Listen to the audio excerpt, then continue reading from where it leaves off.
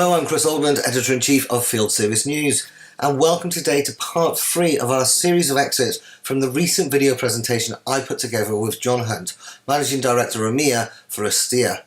The full presentation looks at the key trends amongst service-centric manufacturers and is a deep dive into some research that Astea undertook with WBR.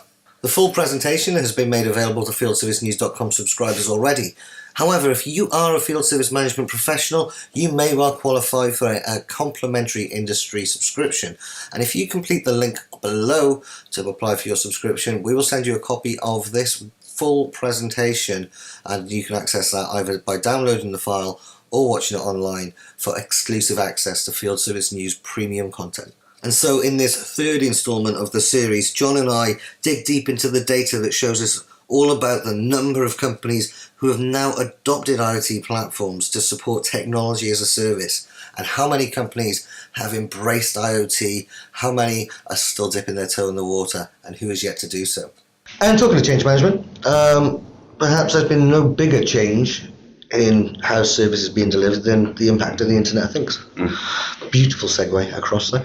And IoT is huge, John. It's I remember writing about the Internet of Things a couple of years back, 4 or 5 years ago, and doing a comparison between IoT and mobile. And a lot of people say, well, mobile, IoT is going to revolutionize field service like mobile did. And I said, well, I think it's going to be bigger. And my reasoning for that was mobile just improved everything that we were doing, but it didn't replace the processes particularly. IoT is going to change, and it is changing the way we think about service delivery.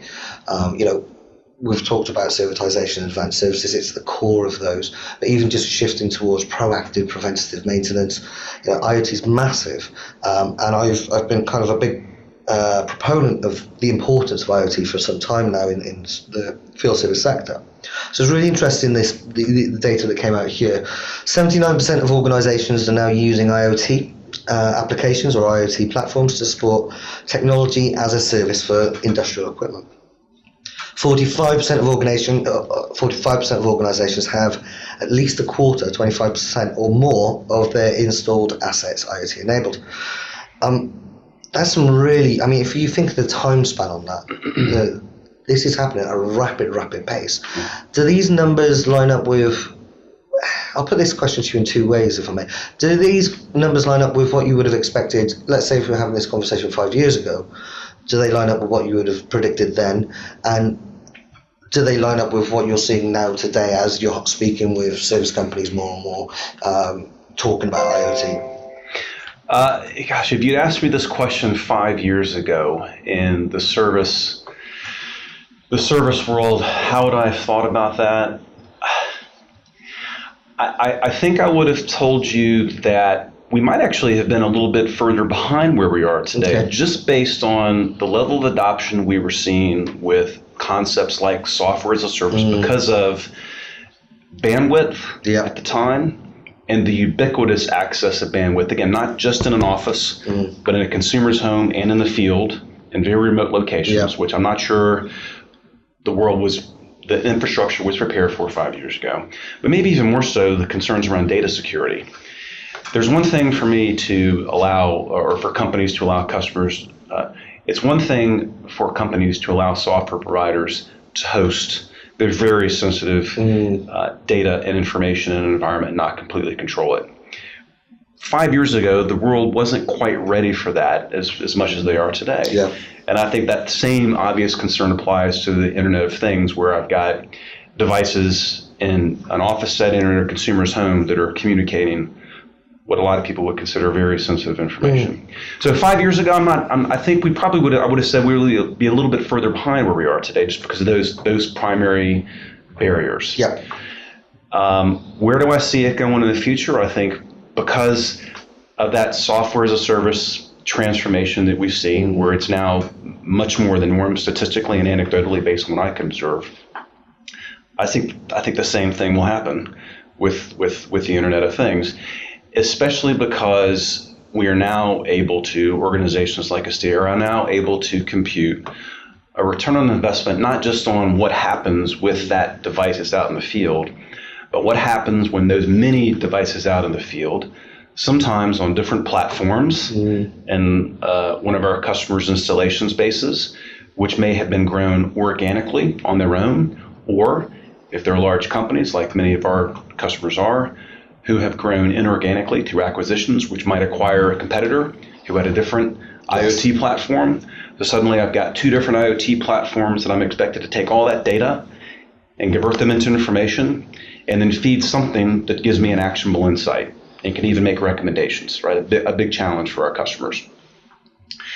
And we're starting to see a big return on investment. I think Jeff Bezos, the founder of Amazon, put it really well, which is the best kind of service is I don't have to call anyone. I don't have to talk to anyone. It just works. Yeah. And the same thing with IoT that provides that great actionable information, actionable insights based on the information that enables me to dispatch a field engineer and a part in a predictive way before it fails, and to delight my customer that says, today I'm here at your facility. I will have warned them in advance, but I'm going to come to your facility to replace this device that's likely to fail in the next month and prevent a critical downtime or just a major inconvenience. Yeah. And that's what these IoT devices are able to do. And I think customers more and more are able to prove a very significant return on investment because of those things.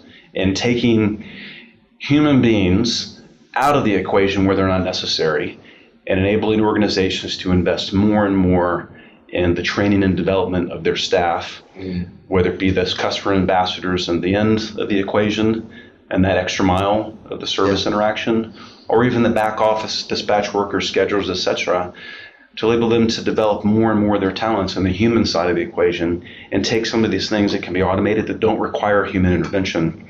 Just take it completely out of the equation and streamline it. Well, this is where all of these these streams are kind of coming together as well, because we're talking about experience, and we talk about the work-life balance of the engineer and the engineer wanting to be there to delight people. There is a very fundamental makeup, the way I see it, of what a service engineer is, what attracts people to that role. There's a degree of autonomy, there's a desire to be a problem solver, and there's a desire to be the superhero, is how I often phrase it.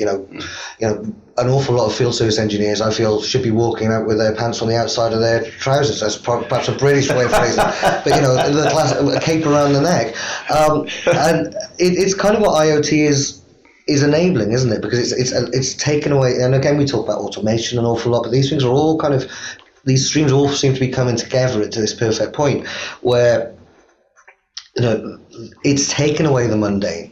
It's like mobile before, as I kind of touched on, but mobile took away the necessity for endless paperwork and reporting that engineers, that's not really, there may be a few guys out there, but I would wager a large percentage of engineers don't like the admin side of their job, and so embrace mobile. It's the same as IoT. They're now they can go in and they can understand proactively what the issue is. They can fix it before it's been an issue.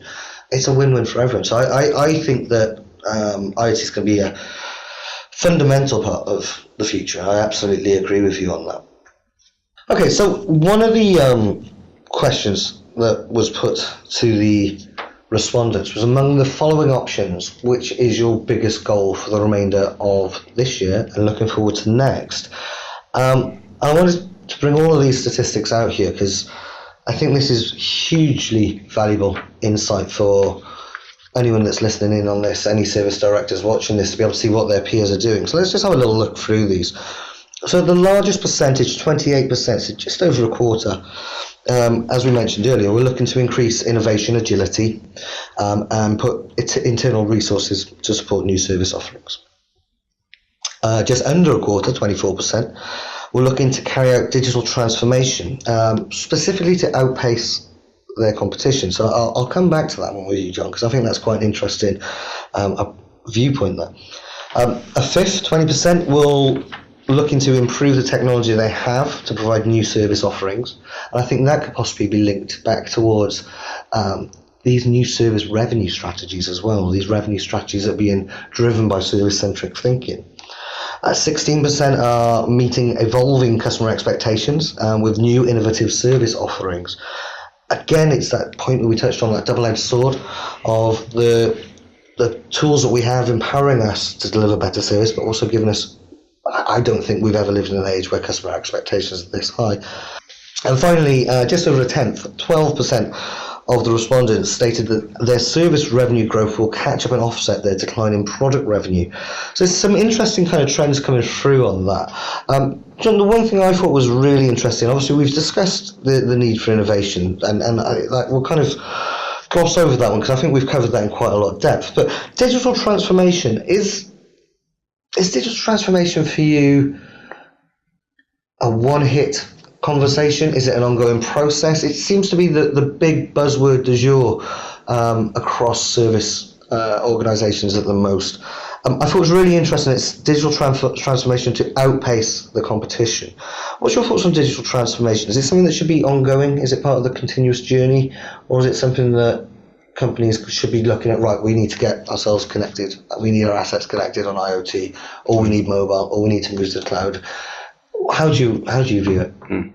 Well, I think that it certainly is the term of the day that is thought of by many people in many different ways. So I think that one of the most important things that manufacturers can do is focus on their core competency, which is building the best product they possibly can in a very differentiated way, and enabling their staff to provide these wonderfully delightful customer experiences. And a digital transformation, asking these products companies to foster their own digital transformation, but can become quite challenging for many of them. And as I referenced before with the phone a friend analogy, there are many different companies across their entire ecosystem of what they need digitally transformed, from the factory floor all the way out to that extra mile, that they can partner with companies like Astea to help them out on that journey, to provide not only the solution, but the assistance, the justification for making the investments in the first place, but also the assistance to deliver on those investments.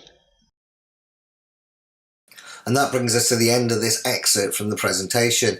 Now, if you've enjoyed this content and you would like to see the full presentation, all you need to do is subscribe to fieldservicenews.com on the link below. Make sure you use the link below, because that is the one that will get you access to this presentation sent directly to you. And you will also then get emails that will keep you up to date with any new content we put out, whether it be white papers, more video presentations, podcasts, and research ourselves. Anyway, thank you ever so much for listening, and we shall see you again soon. Take care.